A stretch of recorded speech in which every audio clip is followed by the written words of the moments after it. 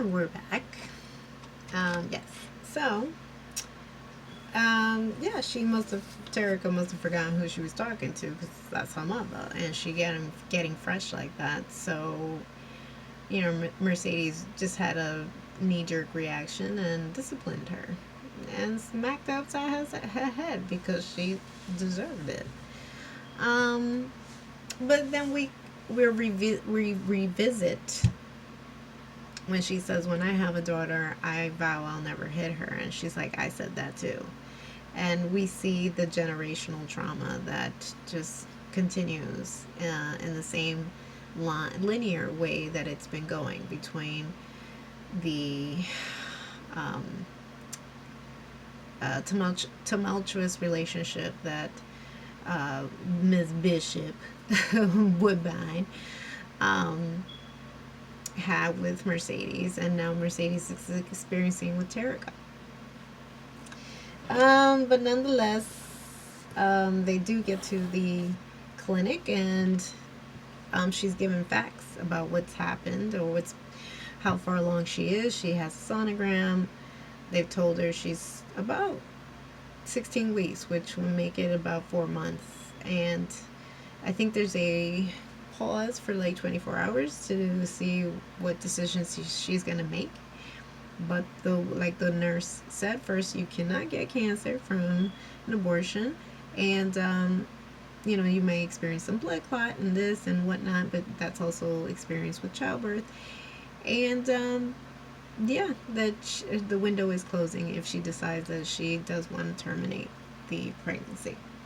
So they go back and stay at a hotel, Mercedes and Terica. And there's a funny moment where it just tells you too how certain men really, I don't know what happens to their brain when you see such a relatively young girl.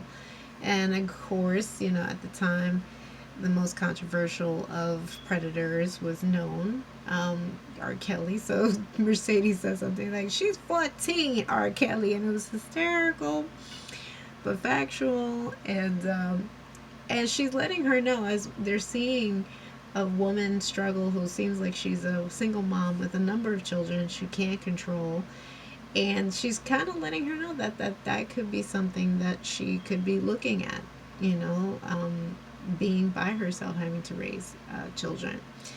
But again, she wants to live in this kind of fantasy, perhaps because she realizes that she, not that she was a mistake, but that she wasn't conceived in the traditional sense, and so that maybe still haunts her. And for some reason, again, in her childish brain, she has kind of factor in how she can have her own little family and it be different. But she's just not ready. She's not ready. Fast forward back to our grandmother, Ernestine, and we can see that she's getting only worse from symptoms of COVID. She's having fever dreams where she's seen her deceased daughter. She saw her at the very beginning too, where she was singing, but she's a little disheveled. And she has this feather boa, but she's in her PJs. And her daughter approaches the stage and says, you know, just it's time to go, or come with us and rest. And it's a very sentimental, hard watch because I'm sure a lot of people experienced this, and so this was a painful reminder, but still nonetheless truthful to what happened. And it's also perhaps paying homage and honoring all those who unfortunately did lose their life to COVID. Um, and so, right before she's taken to the hospital, she has another hallucination, and they live by a river, and she gravitates to the river, and she runs to the river, and here's Clifford doing everything in his power to kind of keep her from drowning. She needs the water. Her fever is running really high, and she's diabetic, so her fingers start turning blue. They carry her back, and like a lot of people, this was such an important emphasis to project onto our screen how a lot of people had to say goodbye to their loved ones. And some people didn't even physically have the opportunity to be there, and that's frightening. And you can see it all over Clifford's face as he calls the ambulance. And she felt like she might be nearing the end because, again, she's seeing her deceased daughter and she's not well and she's of a certain age and she has so many ailments. And because of COVID, ridiculous, horrible, virus that this was, it attacked people who had these issues, underlying issues. So there was the possibility we might lose his character, and that would have been just. But it was such a hard watch, but nonetheless very necessary. Um, and because he's feeling at a loss and vulnerable and to the point of tears, he's trying to keep it together, but he has a moment with Little Murder, who himself is grieving but not telling people. And there was an instance where they were talking about being open and candid with each other, and that he had been always that way. As Clifford is looking for PJs because she could tell that Little Murder was going to spend more time at the house, he discovers his little Gucci bag from when he was a kid, and he's like, "Oh, so you've always been like this?" And he's like, "Been like what?" You know. And I don't I agree with the way he answered, because like, not that he's like coming for Little Murder, but it's like I shouldn't have to define how I came to be. I just am, just like you are. You know, may not be the traditional sense, but then they have a heart to heart, and he admits that he's like, "Who are you?" And he's like, "I'm what the world won't let me be," because he wants to be out, but in that kind of genre of hardcore gangster rap, it's not accepted to be homosexual. So, but he finds comfort in Clifford, and so they had a moment where they were talking about Cisco, and he dresses up just like Cisco, and then before they know it, while they're like laughing and giggling and having a very intimate conversation, they somehow fall into each other's arms, and they have the most softest and delicate of love scenes. It's just that a lot of people are not accustomed to seeing that, especially when it comes to black males and black gay males in particular. We came close. No, what am I saying? Came close. We actually had that imposed, so I feel like that opened the door to see more of that. And but yeah, for no matter how people want to criticize it, it really is a soft and touching, tender moment, because they're providing a safe space for each other, and that was beautiful, really beautiful. And again, this is why I love this show. Now, also, we can't forget about Haley seeing Keyshawn. She had seen her in instances like at a drugstore. Poor girl, and still dealing with this Derek man keeping her under his thumb. Hits her and then expects for her to like still be there for him, and he apologizes and whatever, but he still continues to commit the same heinous crime on her, which is physical abuse. And so Haley, being privy to that kind of supposed, quote unquote relationship, she offers a way out and tells her that, if you're ready to swim, she kind of uses instances of what's happened to her that she should get in contact, or she'll find a way to help her. So towards the end of the episode, we see that, hold on. Towards the end of the episode, we see Haley visit Keyshawn at her home and says, use the excuse of buying something for the baby and wanting to just catch up because I hadn't seen her in a while. And hidden in the bag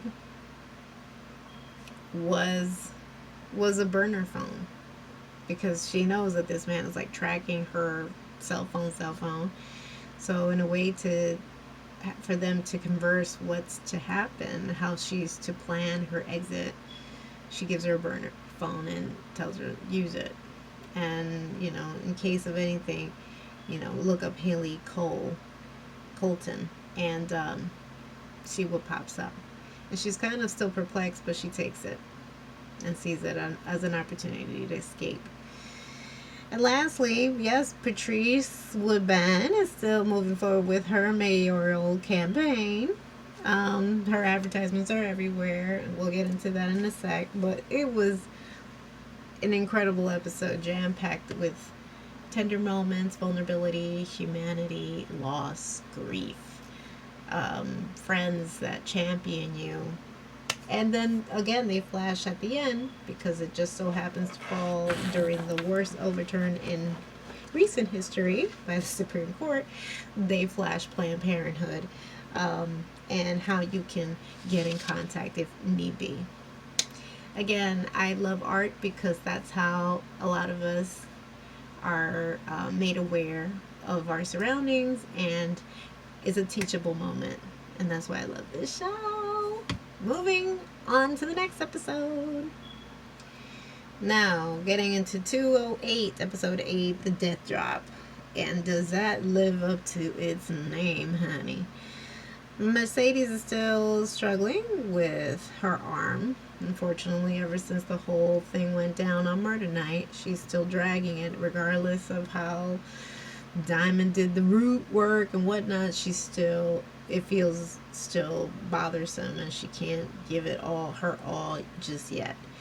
And yet, because they were shut down because of certain COVID, supposed violations, they had to get all this PPE, and whatnot. It's huge investment.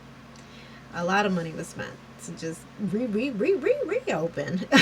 So we're at the cusp of reopening. Mercedes and Uncle Clifford have a heart-to-heart about both of them going through it. Mercedes feeling low and lamenting what's happening to her, and she also reminds Clifford about how he also seems like to be going through the motion and just letting Haley railroad him out of his club, his empire. And there's still the threat of the dang Promised Land, which is the big property henchmen, tycoons, hedge fund, trying to still take away from the Pink, take the property for their casino because it needs to be on the waterfront. And the Pink just happens to be on the waterfront. There's a couple's moment between Little Murder and Uncle Clifford giving, and this is what I'm saying, now they're becoming like an official couple, and I love that, between Little Murder and Uncle Clifford, because now they've been together, so they're very much more like in a lovey-dovey sense, and to the point where she's now giving Little Murder a fade, dyed his hair back black, and she's carving Little Murder into the back portion of the fade, and they have this like, tit for tat, asking each other's, where you been, but it's very couple-like, which is very cute and darling. But Little Murder is off to do what he has to in terms of the wake. There came a point where they were gonna just bury poor Teak in some like wooden box, and he was like, no, that can't happen, and I'll take care of it if need be. So, but he still refuses to tell Clifford what's going on. So she suspects something's up, but she herself has to take care of business. So, and I love, again, the visuals that we see with Clifford, between the wigs and the makeup, never to be seen, not done up right, which I love. And if there are instances that he's more at home with his do-rag and whatnot, it's because he's home, but he's not out and about. When he's out and about, dressed to the nines, which I love about these characters. So yes, unfortunately, again, we we are hit with reality and how Clifford still doesn't know anything in terms of updates about his grandmother Ernestine, and that's driving him to the point of panic because that happened a lot. I can tell you firsthand, a lot of people that I knew were in that same state, and it's hard because it's hard on both ends. You know, the administrative staff can only do so much, but then again, these are people who want to know about their loved ones and have no access